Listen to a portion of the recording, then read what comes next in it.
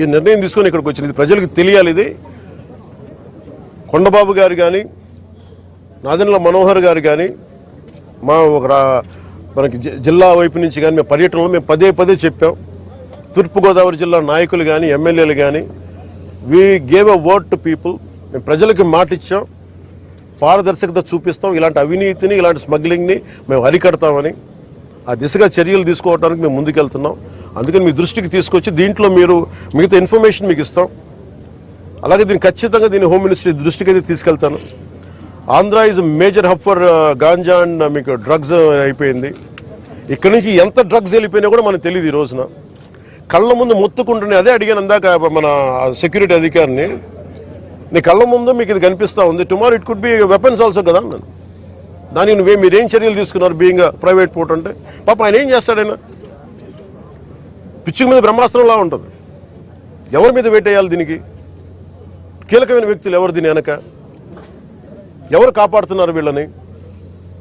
ఏ స్థాయి వ్యక్తులు కాపాడుతున్నారు? ఇవన్నీ చూడాలి. గత ప్రభుత్వం ఇప్పుడు ఈ వ్యక్తి కూర్చోబెట్టి చూస్తే మనకి ఏదో మన 16 కంపెనీస్ ఉన్నాయి. వీళ్ళు కోర్టులకు వెళ్తా ఉన్నారు. రైస్ ఎక్స్పోర్ట్ జరగాలి. మీరు ఎనీథింగ్ ఈజ్ పారదర్శకంగా మీరు చేస్తే ఇబ్బంది రాదు. కానీ దీనిని అడ్డగోలుగా పెట్టుకొని ఈ ప్రభుత్వం ఏమి చేయదంటే మటుకు చాలా బలమైన చర్యలు తీసుకుంటాం. సార్ పవన్ గారు, ఇప్పుడు ఈ వైఎస్ఆర్ గవర్నమెంట్ 5 ఏళ్ల పాలనలో ద్వారంపూడి చంద్రశేఖర్ రెడ్డి గారి కుటుంబం, ఆయన ఆధ్వర్యంలో మొత్తం కాకినాడ పోర్టు నుంచి రేషన్ బియ్యం ఎక్స్పోర్ట్ అయిందని అన్ని పార్టీలు కూడా నిరంతరం ఆరోపణలు ఇచ్చినాయి. ఇప్పుడు ఎవరు? మీరు కూటమి ప్రభుత్వం వచ్చిన 6 నెలల తర్వాత ఇక్కడ నుంచి ఎక్స్పోర్ట్ చేస్తుంది ఎవరు? రేషన్ బియ్యం కీలక సూత్రధారులు ఎవరు, పాత్రధారులు ఎవరు? ఎప్పుడు కనుక్కుంటారు? అట్లా మనోహర్ గారు ఇక్కడ పర్యటనకు వచ్చినప్పుడు సిఐడి ఎంక్వైరీ వేస్తాం, ఇక్కడ నుంచి ఎవరు చేస్తారు, ఎప్పుడు వేస్తారు? ఇది ఇప్పుడు మేము పట్టుకుంది ఏంటంటే, ఇది ఎలా ఉన్నాయంటే డైరెక్ట్ కింగ్ పిన్స్ ఎలా ఉన్నారంటే వాళ్ళ కంపెనీస్ ఉన్నాయి. వీళ్ళు ఎలా అంటే ఇది ఒక కార్టెల్. ఇది ఇట్స్ నాట్ ఒక సింగిల్గా మెయింటైన్ చేస్తున్నారేమో కానీ ఇట్స్ అ కార్టెల్. దాదాపు మేము చూస్తుంటేనే 16 దాకా 16 కంపెనీస్.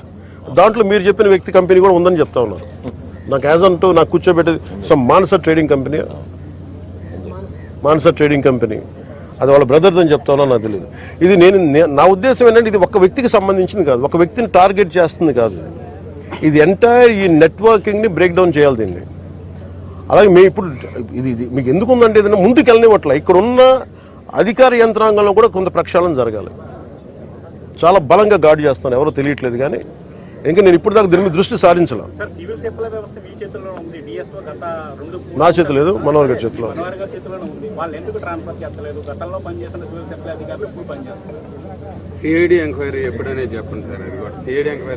అన్నీ చెప్తాను. ఇప్పుడు నేను మీకు తెలుసు కదా, when I give a word I want to take a very strong action. నా మాటకు నేను కట్టుబడి. ఎందుకంటే లా అండ్ ఆర్డర్ నా చేతిలో లేదు.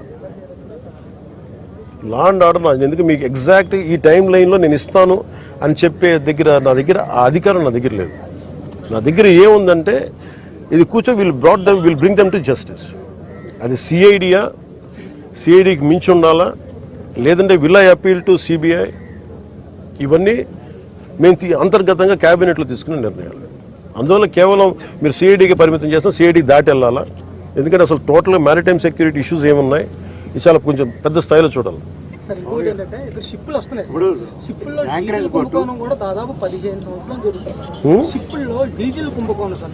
డీజిల్ అదే చెప్తున్నాను, అది మీకు ఫ్రీ ఫర్ ఆల్ అయిపోయింది చెప్తాను కదా. డీజిల్ కుంభకోణాలు జరుగుతూ ఉన్నాయి. ఇది అన్ని రకాలుగా దీన్ని ఒకసారి చాలా సునిశ్చితమైన పరిశోధన జరగాలి దీని మీద. దాంట్లో ఉన్నాను. స్టేట్ గవర్నమెంట్ కూడా బాధ్యత ఉంది. స్టేట్ గవర్నమెంట్ కూడా దాని రెజ్యుమేషన్ ఉంది, డైరెక్టర్ కూడా కేవలం సెంట్రల్ గవర్నమెంట్ సంబంధం. ఇది ప్యూర్లీ స్టేట్ కంట్రోల్లో ఉంది. స్టేట్ కంట్రోల్ పోర్టు, స్టేట్ సంబంధించిన పోర్టు అధికారులు ఒకళ్ళు ఉన్నారు. నేను వాళ్ళు కూడా మేము మీరు వస్తేనే ఆయన కనబడలేదంటే ఎంత మీకు అదే చెప్తున్నాను కదా.